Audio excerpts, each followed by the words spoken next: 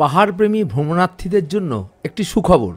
পর্যটকদের জন্য নতুন এক রোমাঞ্চকর ভ্রমণের সুযোগ আনছে সিকিম।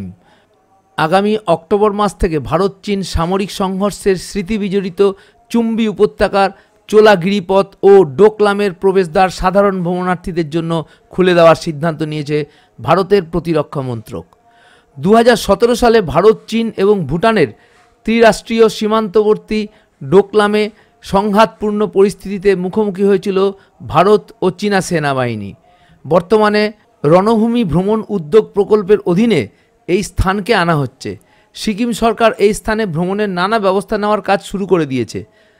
আগামী 2-1 মাসের মধ্যেই প্রতিদিন 30টি করে গাড়ি ডোকলামে ঘোরবার অনুমতি দেওয়া হবে, পরে তা বাড়িয়ে 50টি করা হবে। তাই 2-1 মাসের মধ্যেই এই সুন্দর জায়গাটি ভ্রমণার্থীদের সামনে উন্মোচিত হবে।